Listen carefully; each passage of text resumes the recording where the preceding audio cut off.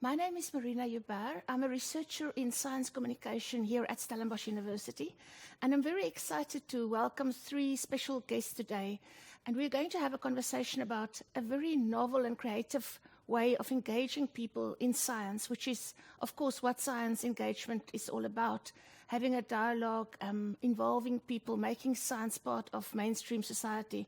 And so I'm going to start by asking my three guests to introduce themselves briefly and just give us a glimpse of how their life or work is connected to science and specifically then citizen science.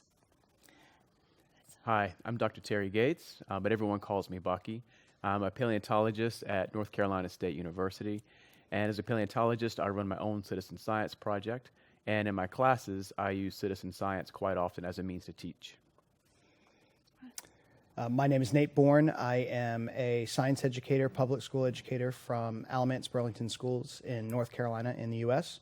And through teaching science and earning a fellowship, I got to work with Bucky on bringing citizen science into the classroom and seeing its effects on students so that I can then kind of take that knowledge and share out. I'm Dr. Ryan Tucker, a lecturer here at Stellenbosch University in earth sciences, mostly sedimentology and paleontology. Professionally as a scientist, I collaborate with Terry Gates, or Bucky, in Utah and New Mexico and working on different dinosaur projects. But in this, we sparked an interest in bringing citizen science down to South Africa as a means to outreach and engage the general public in science. Right. Thank you, gentlemen, and thank you very much for making the time to have this conversation this morning. So I think a very good place to start would be just your very brief definition of how you define citizen science to people who've never heard about it, who wonder what it's all about. Mm-hmm. Ryan, would you like to take that? Yeah. Very generally, citizen science is just the public taking part of science. And this can be in collecting data of animals within a certain area. It can be actual data computation of let's say, an analysis that a computer cannot do. It needs that human influence. It could also be very simply students, recording what they observe around them and being able to actually talk to scientists about those observations. Right. And the history of this is actually long-standing. As far back as the early 1900s or even later, we have groups that actually engage with the public to collect information. And one very well-known one is the Audubon Society. And they have the Christmas Day count, where they have the general public go out on Christmas Day and count birds, or record the ones that they observe, and then this is actually submitted into a national database for migration studies. And so trying to engage that general public and inform them at the same time about the world around them. Okay. Now, the citizen science projects that I've heard about and that I've sort of seen presentations about have also been mostly about counting birds or sometimes counting other animals. It could be wild dogs in the Kruger, etc. But you are doing something a bit different. You are not actually, because you are in the field of geology or earth sciences or paleontology.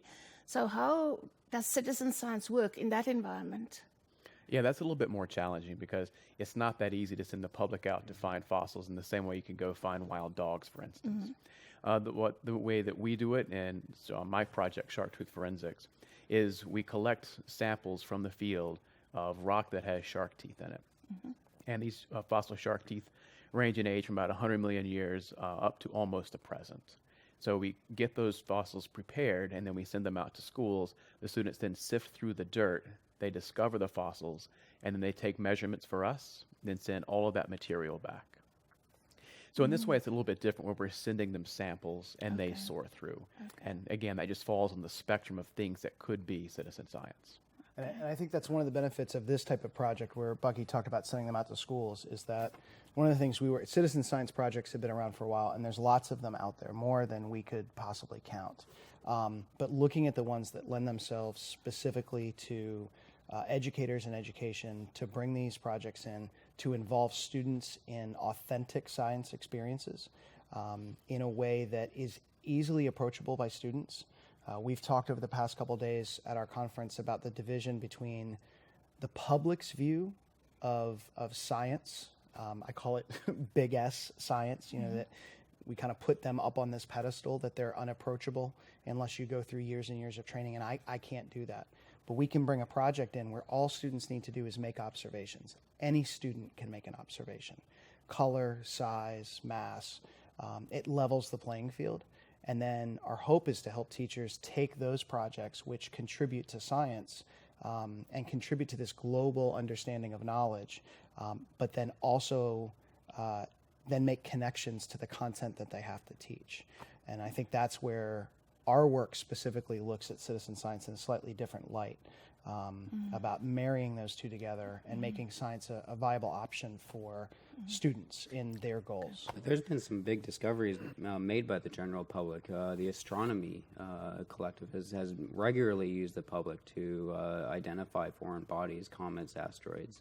And they've made discoveries that scientists wouldn't have otherwise. And so they do make a really big impact on our field. So there seems to be kind of two models. On the one hand, you can have a bird count where people volunteer to come. They give up their free time, and it could be adults and families and so on, or amateur astronomers. And on the other hand, you have this model whereby you involve educators and schools. So in that case, I guess the learners don't really have a choice. It's part of a classroom setup. How different do you think these two models are in terms of the responses of the participants? Ooh, okay, so I can speak to that a little bit. I've done this at two levels. I've done it in the middle school level and the high school level, but then I've also done it in the university level. So what I'm finding is that at the university level, there is a lot less buy-in from the students. They seem to be there for a slightly different reason. You know, they want to go, get their degree, get a job. And so when you bring in something new, such as my project, they're interested, but they really, really, really want to know how this is going to fit into their overall grade and to the overall learning objectives. Whereas in middle school, and you should expand on this, whereas in middle school and high school, they are much happier for the fact they're doing something different, and they don't care so much about how this is going to affect their grade. And at that point, we are then able to use it as a means to get to broader scientific thinking in a much easier way. Mm-hmm.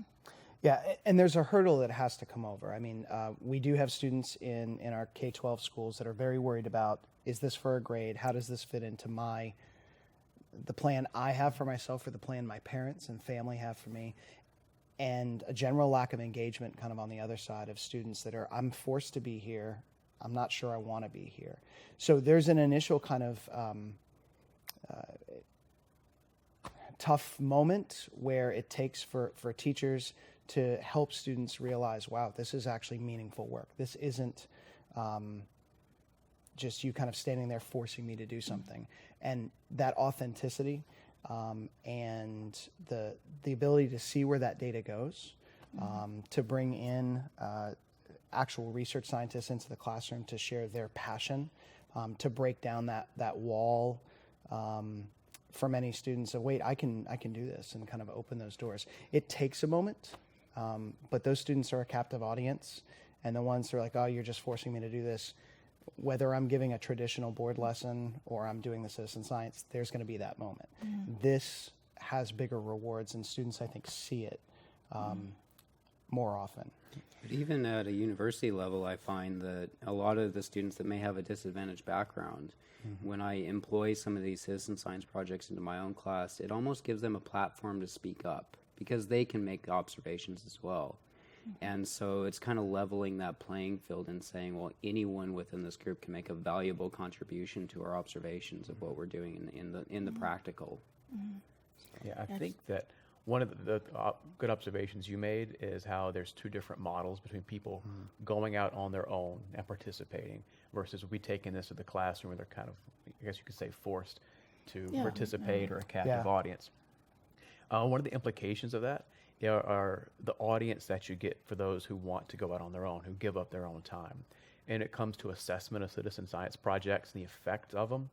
What people are finding is that the audience that do want to go out already have more or less an environmentally engaged mind. You know, they are concerned about the environment. They already love biodiversity, and that's why they're out there. And so it's really hard to assess the impact of citizen science projects from those audiences. I can imagine. So in a way, like you say, doing it in a school environment, it really helps you to reach audiences that you otherwise never would have, maybe through the volunteer model.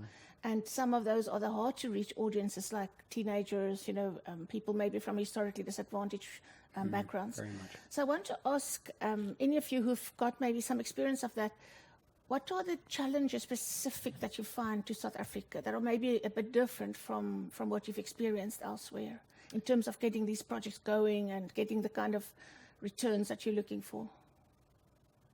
I think personally in that is bringing, say, shark tooth forensics down to South Africa. Originally, it's trying to tell educators that I know personally. I've got this little citizen science project. What about if we tried in your class? And there was two particular teachers that stood up and absolutely jumped up and down. Yes, we can employ this in our class. But once we were in the class, there was a little bit of hesitation. The students were kind of unknowing of what was going on. This is something brand new. They haven't had this experience or engagement before.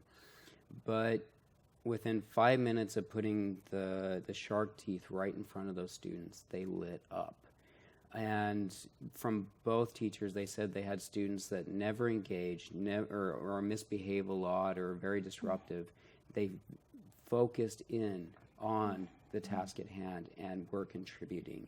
They were making meaningful identifications. They were talking or discussing with their fellow students in ways that they had never done before with any type of external mediums that they had brought into that classroom before. And so in terms of South Africa, I think that it's showing groups that no matter your background, no matter your race, creed, color, it's that anyone can make a valid observation. And in doing so, it's empowering them to trust themselves to actually make objective or conscious decisions in their life, whether it's through science or politics or, maybe even just, regular decisions down the road. They can actually critically assess their situation and make an observed or an informed decision. And just giving the general public that kind of empowerment is almost priceless. And in terms of challenges, just going back to shark tooth forensics, there are laws in South Africa that protect vertebrate fossils. And so for us to try and bring vertebrate fossils from outside South Africa and then have the students collect the data and then try and ship them back to the United States, it's a bit troublesome. And so that is one big challenge. We are now left with trying to find shark tooth deposits in South Africa for us to initiate this project. So that's one big issue. Something else that we just discovered this trip is all the South African citizen science projects don't communicate with one another. And so now they're just starting to talk and recognize who has what project. And so to organize those to help us get them into classrooms has been a little bit of a challenge. Well, and I think kind of on the flip side, not necessarily a challenge to South African citizen science in the classroom, is that one of the things that I've seen as an educator is that the struggles, the challenges, but also the rewards, maybe it's global. I mean, sitting and talking to teachers over last year when we were here and then this year, is their struggles and their challenges are very similar to the struggles and challenges that American educators face.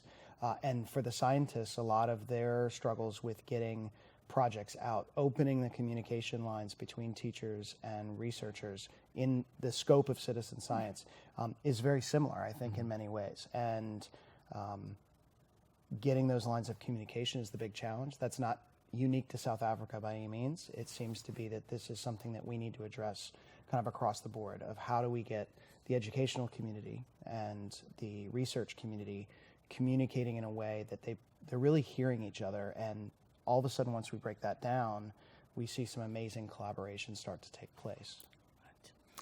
Now, we've talked quite a bit now about the rewards of citizen science, and I just want to make sure of something. When you do this kind of work where you take samples to classrooms, is it more the objective to do outreach, to do engagement, or is it really also a benefit to science in terms of the data they get back from these groups who are participating? Is it both, or is it more an outreach effort in that sort of model? Oh, it's definitely both. Yeah. So I initially started the project as an outreach component, but it turns out that when I would go to classrooms, I can have, for instance, NATE students go for one class period. They discover 100 shark teeth measure them all, take all my data for me within 50 minutes, which is really amazing. And it would take me a lot longer than that. So based on your class, about 30 times longer than that to collect the same number of teeth. So there's definitely that great aspect of getting good data as well as doing an education initiative. I'm sure that you are very aware that one of the criticisms of citizen science could be that you are using lay people and even children, to take scientific measurements, and some scientists may question the validity of the data that you get. How do you respond to that? Oh, there's lots of different ways to assess your data, and data equality and equity and efficacy. Those are very big issues in citizen science, and every single project takes great care to make sure that their data is good enough to use for research. But that doesn't mean that the public can't take that data. So what it requires is good planning by the researcher. And a lot of times this is where we as researchers get into trouble, because we have such a keen focus on the answer that we want to our question that there may be 15 steps that needs to take place before we reach our answer. And we get caught up in those 15 steps as being one step. And so after a little bit of thinking about a project and breaking it down to its essential components, in most cases we can find places for the public to come in and contribute to, say, step 3, not to all 15 steps. So in that way we can still get the public input, have a citizen science component, and then get our data back to complete the analyses. And there's lots of different ways to assess data validity, and it just depends on the type of project that you're doing. And with the education, well, one thing I think is also is that it does take more time for the researcher, because there's an education piece about how. There's also a streamlining of data collection that has to happen. So I think with our Shark Teeth project, we're collecting the same data, but we're finding better and better ways to educate our data collectors and make that a streamlined and easy process for them. So I think we've benefited in how we ask questions. We've benefited in how we give instructions to make it as clean and as simple as possible and very direct. And I think that's a learning process that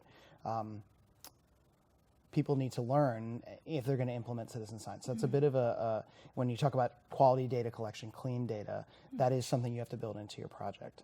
On the flip side, from the education standpoint, is the data has to be usable by my students.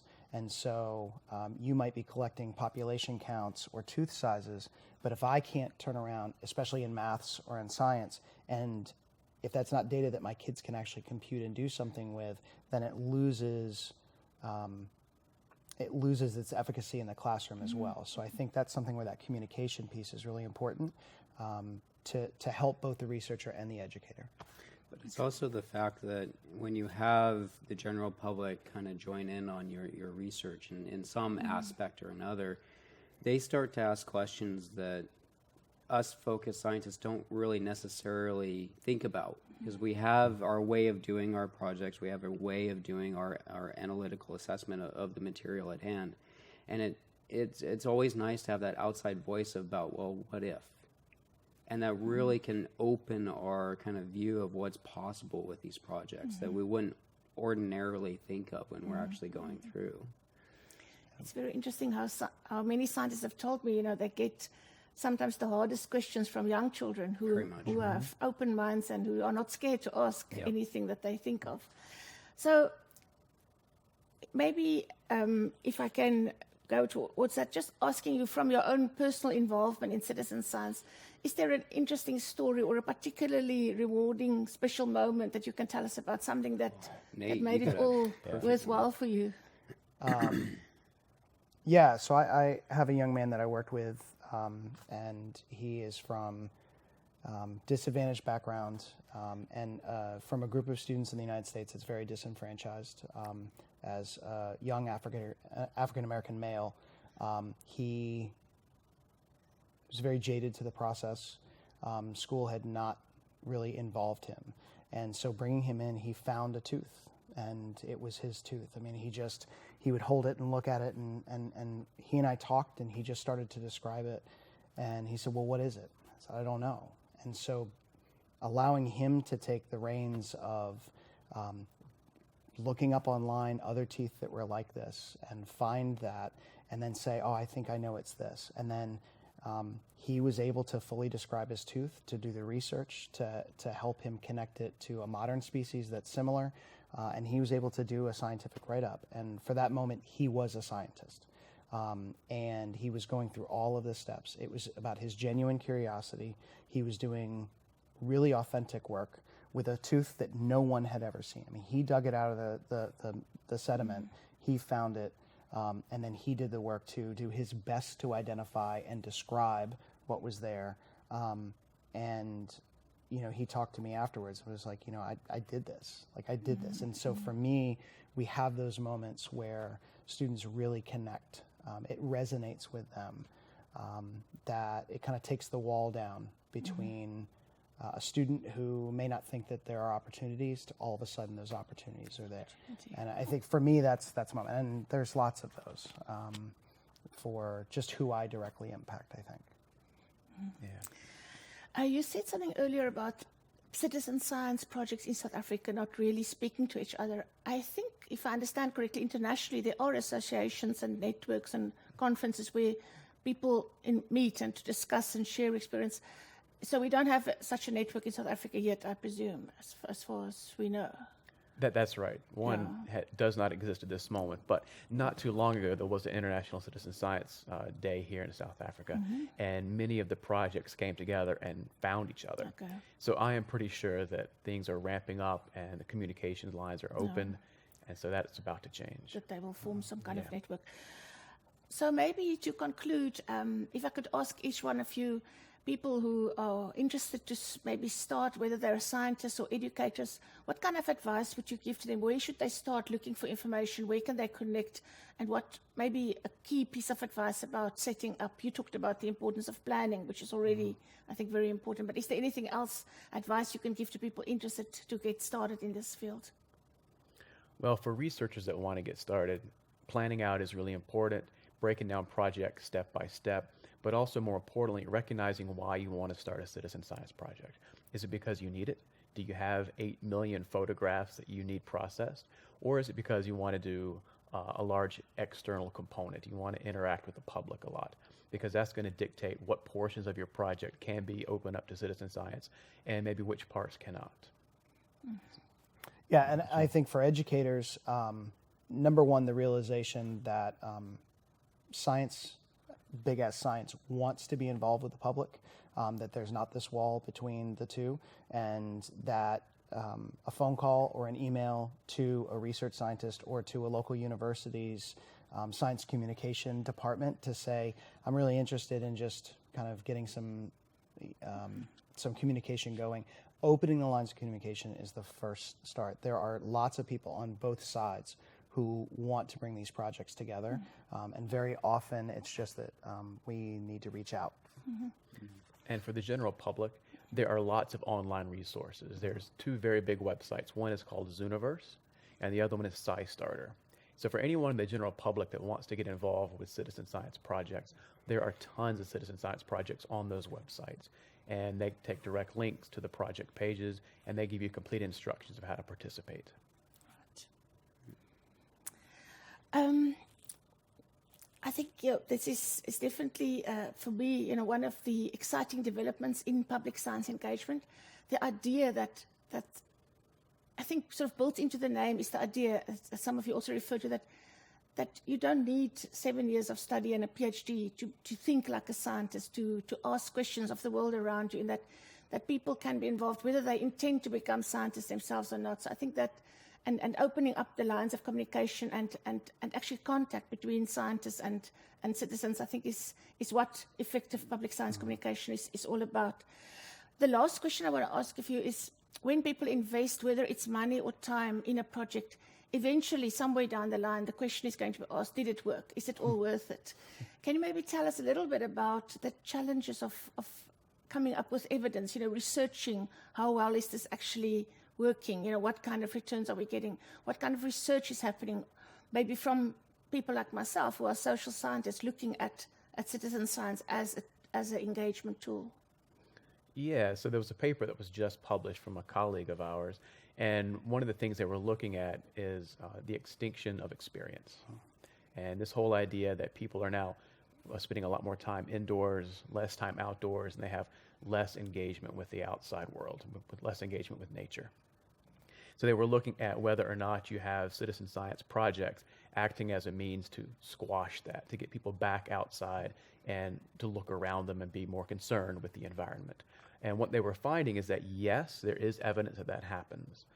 But again, you have the problem with the audience, that those people that want to be out there already have that level of interest. Mm-hmm. And so we are now working with various types of assessments within schools and with other projects that engage in different ways to figure out if this similar pattern exists.